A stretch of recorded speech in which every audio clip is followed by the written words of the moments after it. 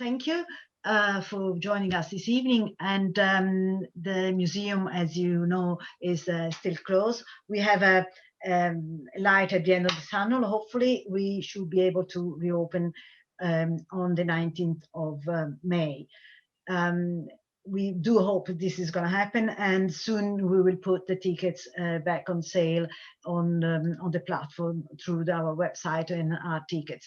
Again, it would be very important to book in advance, and we are very much looking forward to be able to do that, despite it's still a long way away. But hopefully, we will be able to welcome you back. When we reopen, the current exhibition, Mita Textiles, will be still on, and we managed to extend it until the 20th of June. So there will be a good opportunity for everybody to come and see it for the first time or revisit. And also that the catalog will be still on sale, but at the moment is still of sale online. In fact, our shop is still online, so if you need to. And this is a good opportunity to thank again everybody for their support.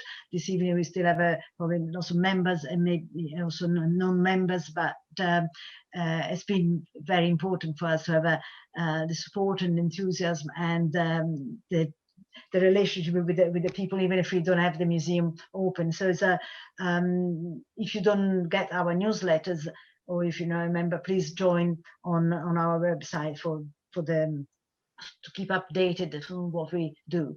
And I think now I would like to introduce Christopher Adams, my colleague. We've been working together for over 20 years, and so it will be very interesting to look through the years. And I think this is something we've been doing during this period of lockdown, also trying to do a bit of tidying up, and we thought it would be very interesting to share some of our thoughts and what we've done. And obviously new generation probably managed to discover the Estorick, and then maybe not everybody's aware what we've been doing early on. So this evening we are looking more at the beginning, and we are talking very informally about what we've been doing. And next week is not a repetition of this evening, but it will be just a continuation about talking what's happened more recently and in the last few years. So I think first of all I will be sharing some images, and then we can so that we can chat and we can start. Sorry, it's always easier said than done.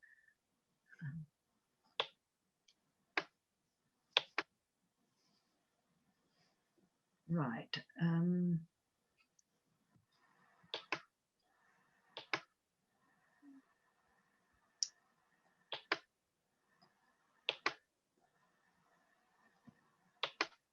Yes. It's not always so given for granted. So, so I'm very pleased that I managed to do it. Right. And I think it's we thought the first image that would be quite nice.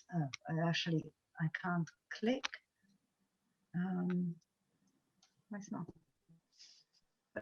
Sorry, I'm too fast for my computer, and we thought to do to start a walk back a memory lane, I suppose.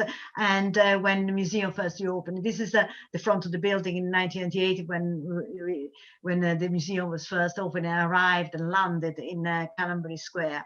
And I think it's particularly shows the time. I think I always find it very intriguing that the lamppost, how things have changed even in the square, and also another thing that changed not after the museum opened. The museum opened in January 1998, and during the summer of the year we did the garden, which was until then just mud and nobody else, because the builders were in for the previous 5 years, so it was actually starting from scratch. And it is quite shocking in a way to think about how different it looks now. And also obviously we now have the addition of the conservatory, but it's actually and the fact that pictures are black and white, I suppose, makes it more even more sort of nostalgic, dated as yeah.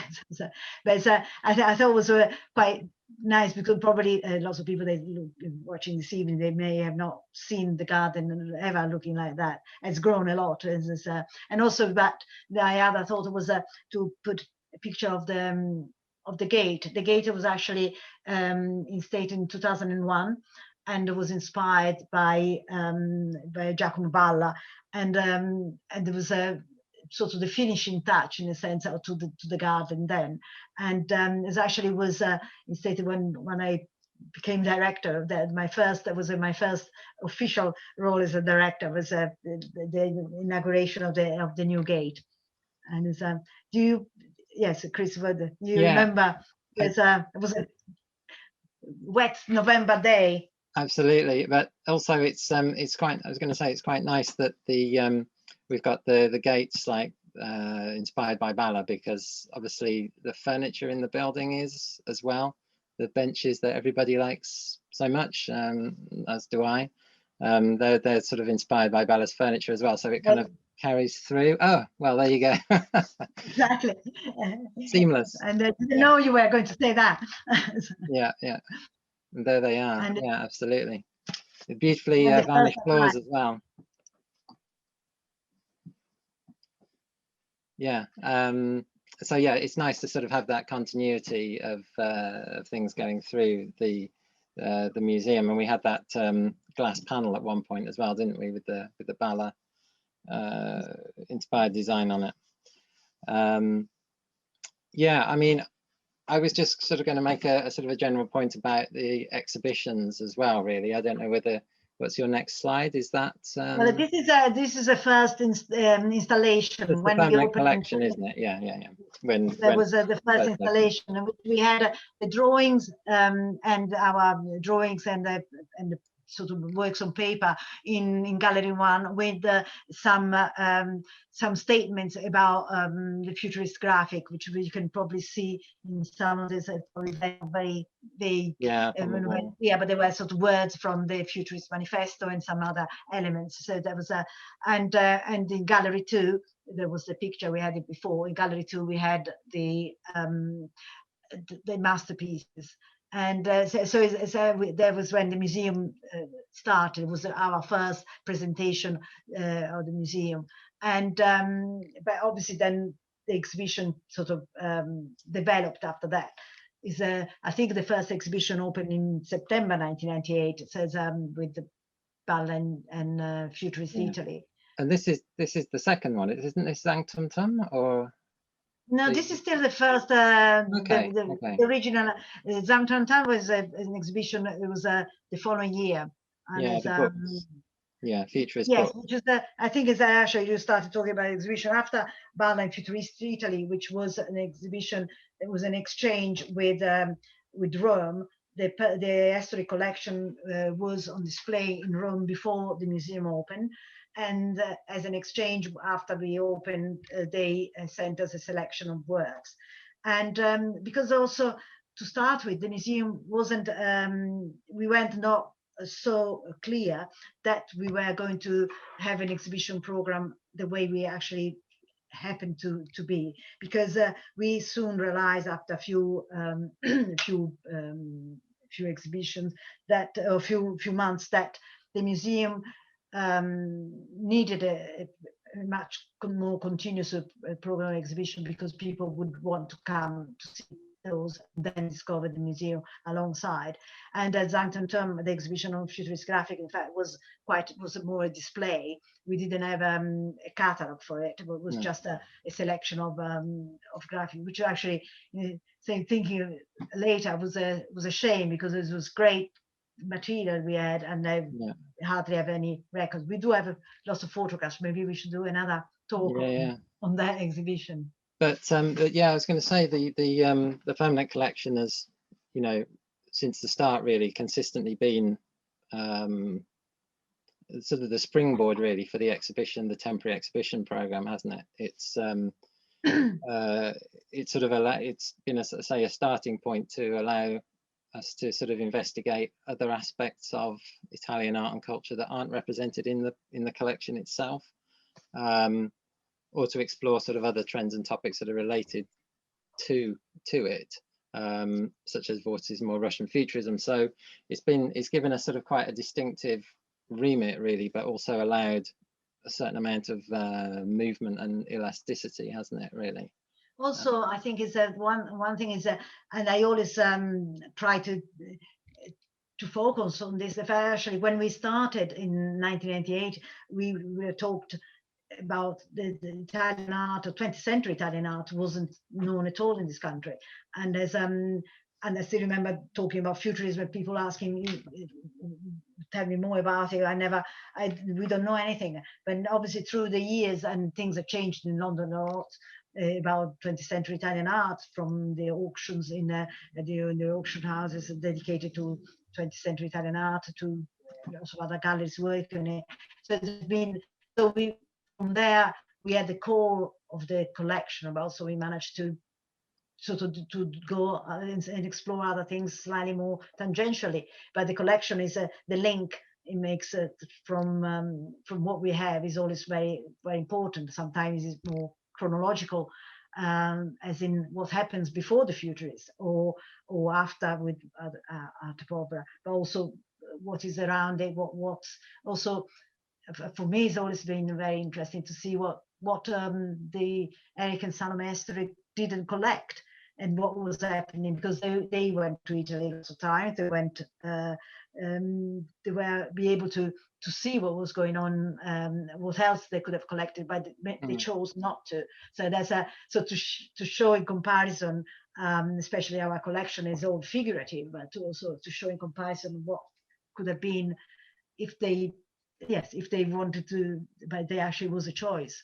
Yeah, it was their personal choice, wasn't it? And so there are, like with all those kind of collections, there are sort of gaps, and it's interesting to fill the gaps using the temporary exhibitions.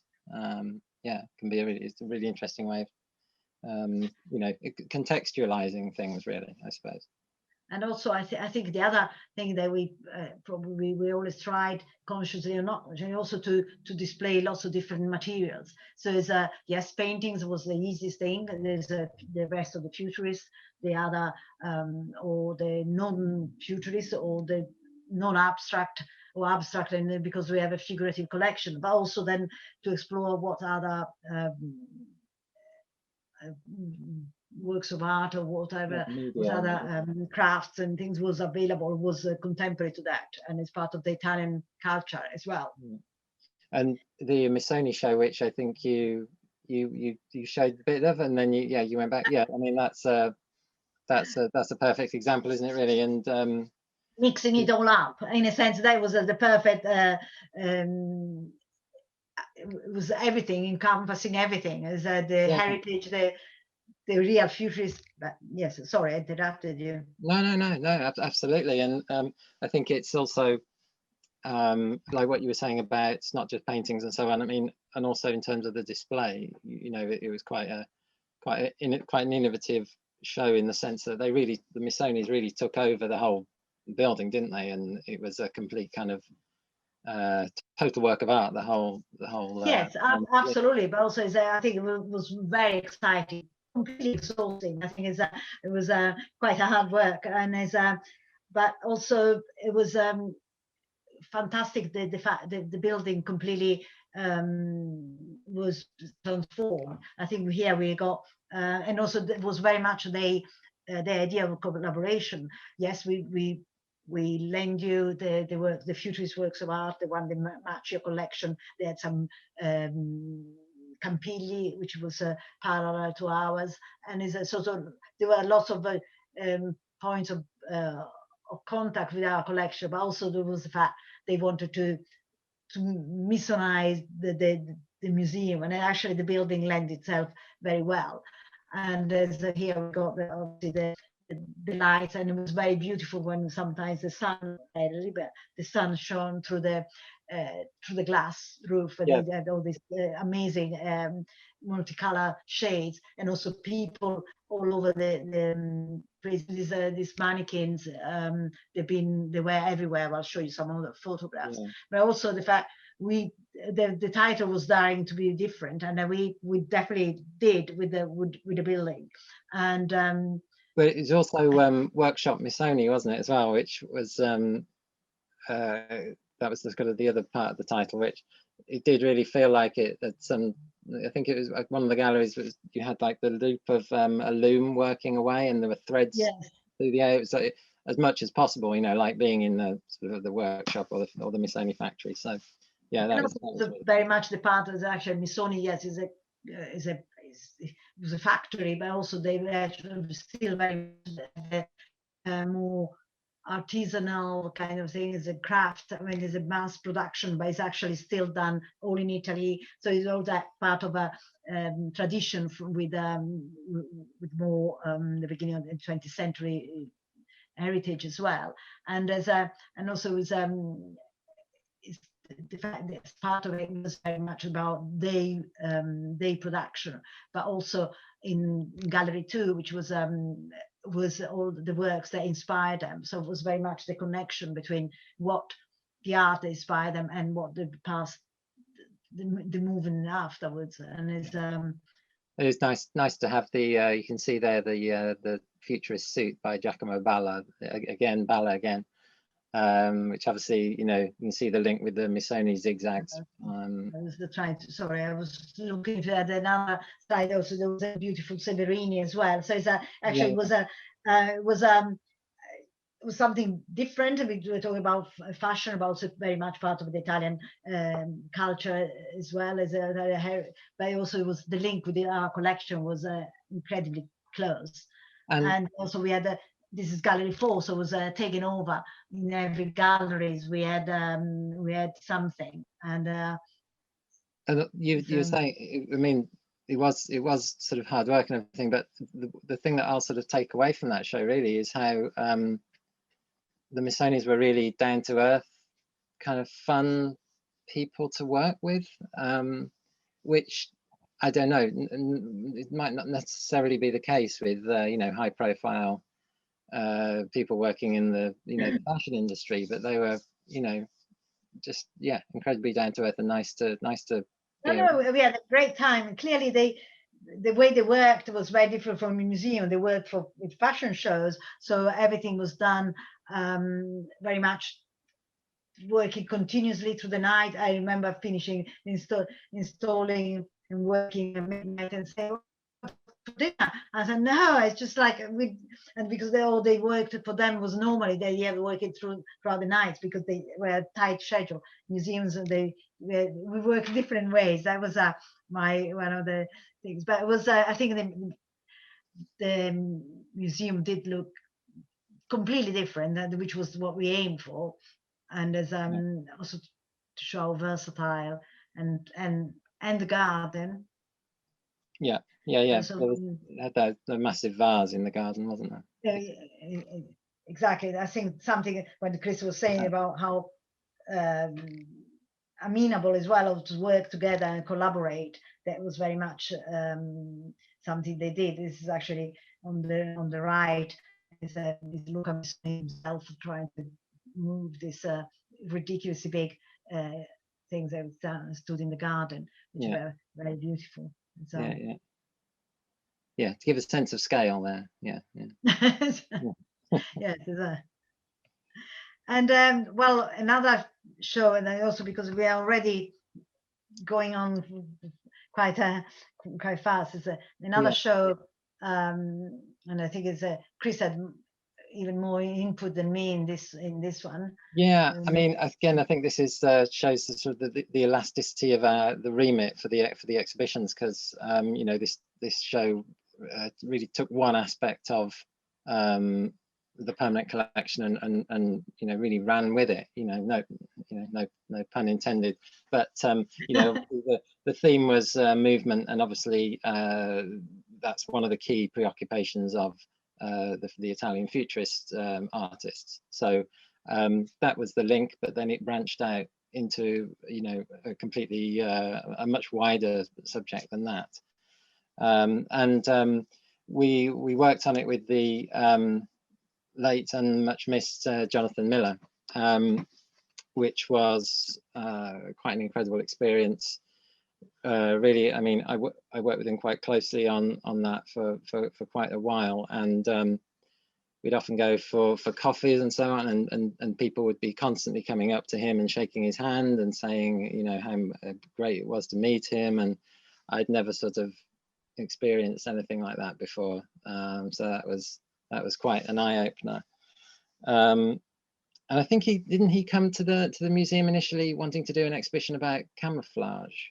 No, I think that was after. I think my first conversation with him was obviously he did that great show at the National Gallery about mirror.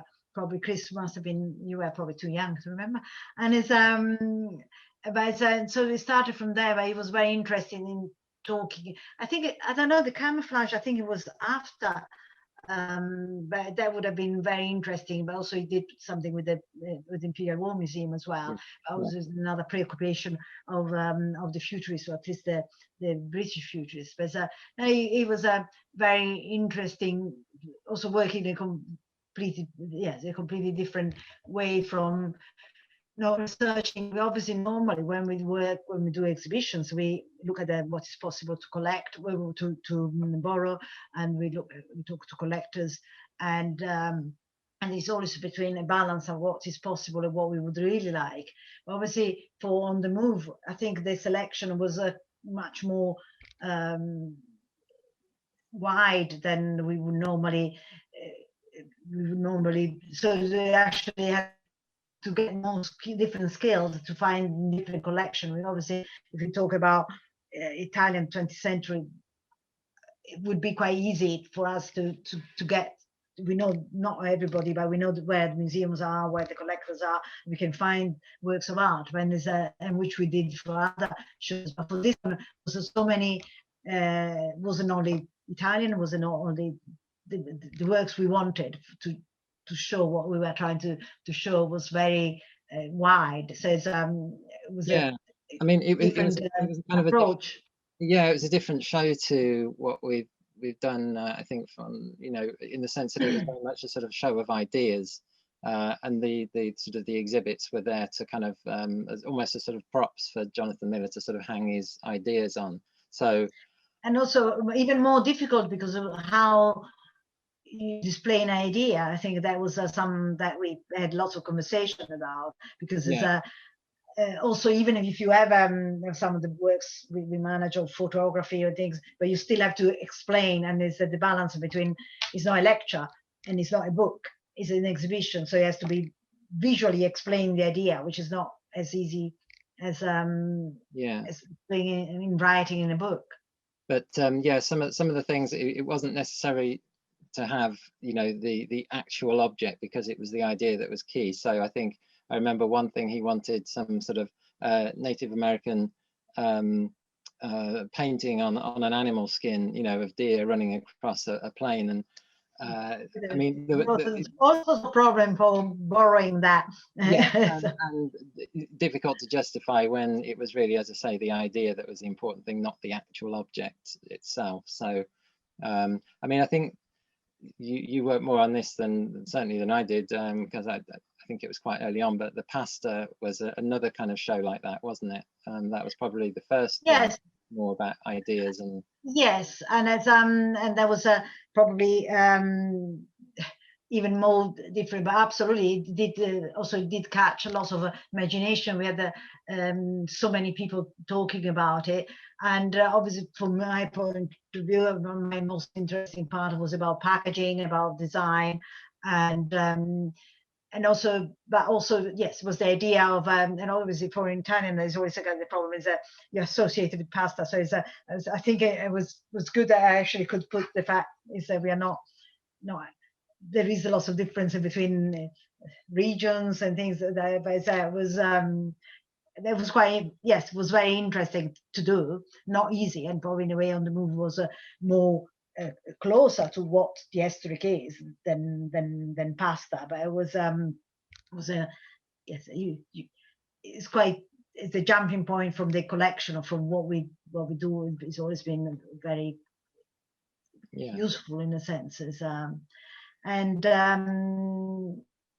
also I think it's probably goes, but also is I think the other, for me, the other interesting part of our this exhibition is the fact it was there also a platform to use for the education and all sorts of things that were built, and also probably the education department actually was spurred into discovering what you can actually do. And I think the fact that here we got some elements that actually they were used to do demonstration with children, and from flip books and all the part of it.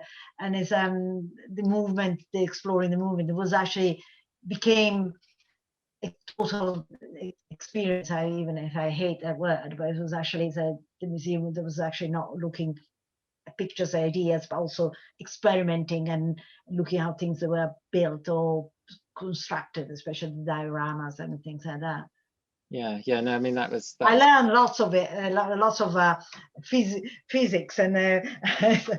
Yeah, I was trying to remember this afternoon what they were called without looking them up. I could remember zoetrope, but I couldn't remember praxinoscope or phenakistoscope. You know, it was at one time I didn't know the difference. You know.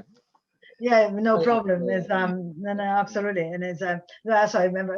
Also, the excitement of the children coming in, is including my children. They came to the school, and as they all did the flip books, and they learned something, because it was a very useful way of sort of showing things and being able to.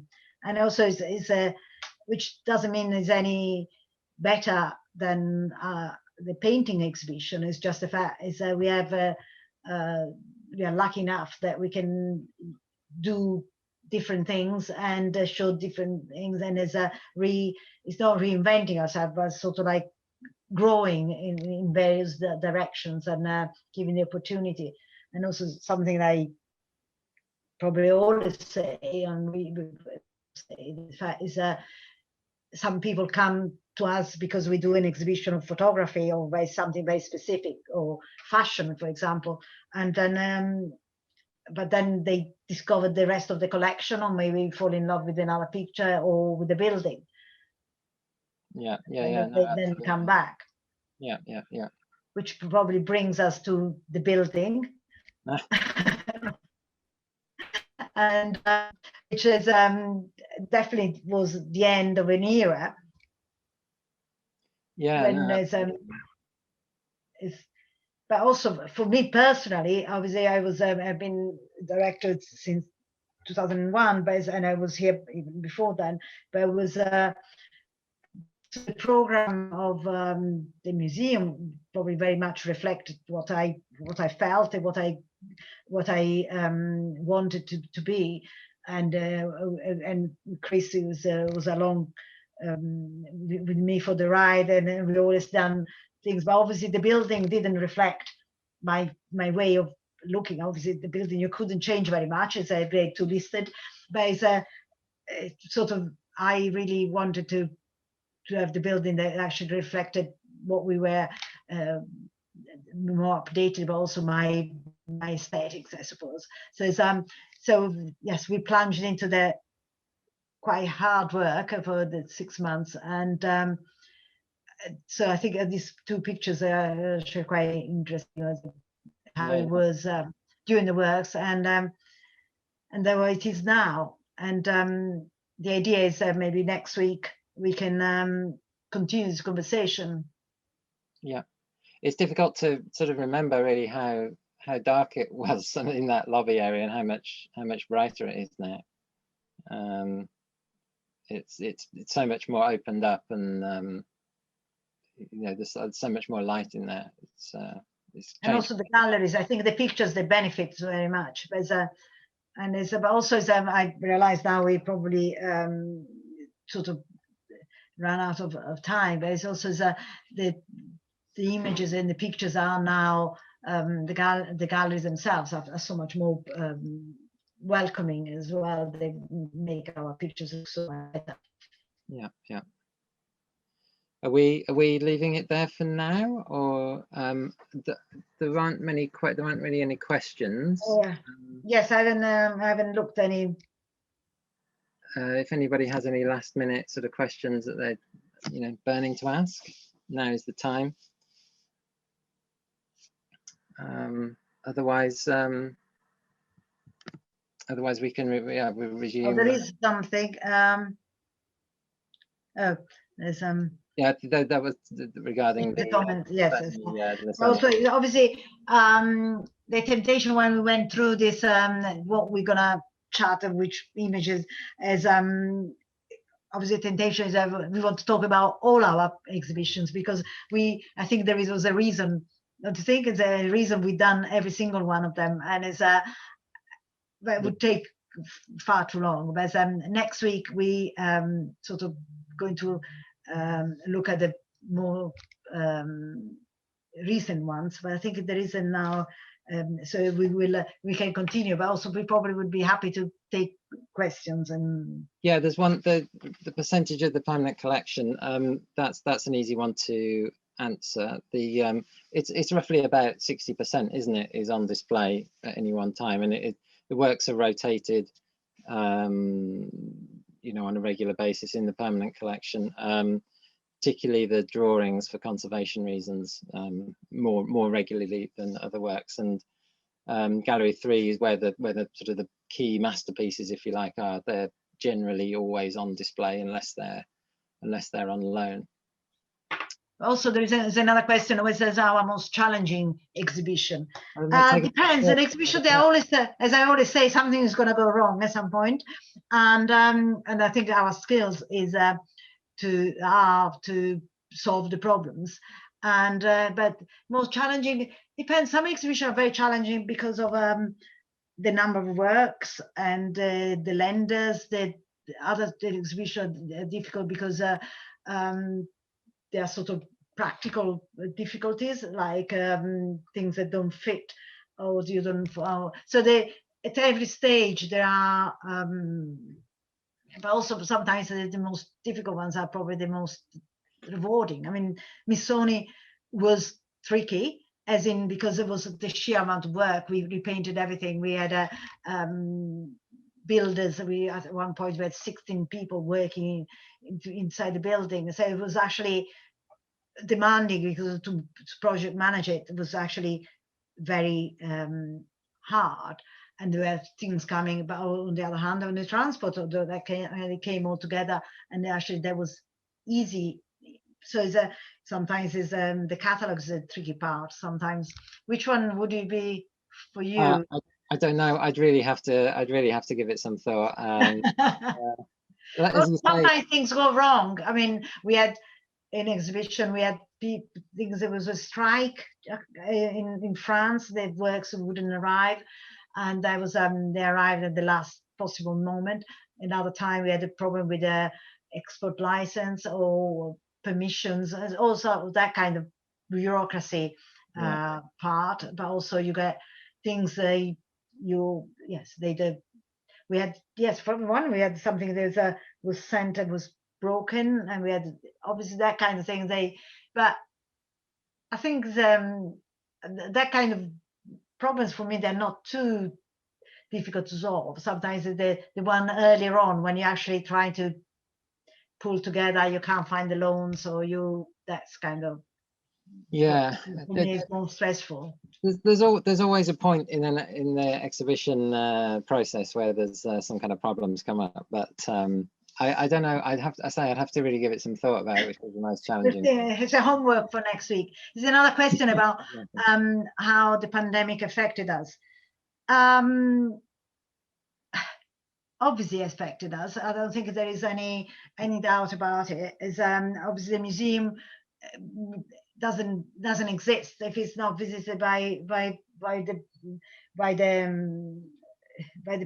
people, and also financially. Obviously, there are certain savings because we haven't had many exhibitions, and we have people on part-time furlough, but also we've been very we had lots of donations and generous support from our members or from people. So it's I think it's I think at the moment we are fine. I suppose it depends what is going to happen next as well. Very much, I feel very strongly about it. The fact is actually is how yes, what world we're going to have going forward is we are reopening, and last year when we reopened it was very positive. We have lots of people, but obviously still we have lots of local people, because that will be our challenge. But it's, I think that our being small probably helped us, but it's always been yes, it had a massive impact on ourselves as well, because we do question what we do. I mean, also probably Zoom is here to stay, and but also a museum is because the experience of looking at work of art is incomparable to looking on a screen, and I still don't believe it. You can have both, but not one without the other. We've just got one question, and then we should probably wrap things up, I guess. Gutuzzo, are we likely to have another Gutuzzo show? Well, we did have one a few years ago, and I remember that was quite challenging. There's in terms of the catalogue, there were problems on Christmas Eve where well, they always happen on Christmas Eve. On the flight, yeah. When on my way to back home in Italy on Christmas, and the airport is the proof of the catalogue for the January show. That's my children they wouldn't believe me if it didn't happen. And they wouldn't think it's Christmas. But I mean, we try really not to repeat things too much. So I'm not, you know, he may crop up in a, you know, a sort of a bigger show, but probably won't be a sort of a solo show, or, you know, focus on him again for a while, I would think. But you know, we'll see. Absolutely. I think that's probably it for tonight. I'll have a think about my challenging exhibition for next. I will too. I think as I haven't come out yet. There's also you try to remove the moment things open. You remove the. Indeed. It's like yes, it's just that's it. You give birth to the exhibition. They come into there's a new life, and there's and you enjoy it, because there's it makes it all worthwhile. Makes it worthwhile, exactly. But thank you very much, everybody. Please do sign up to the website if you would like our newsletter, and obviously we do. And if you want to support us, and we'll see you again soon. Thank you. Good night. Thanks. Bye-bye. Bye.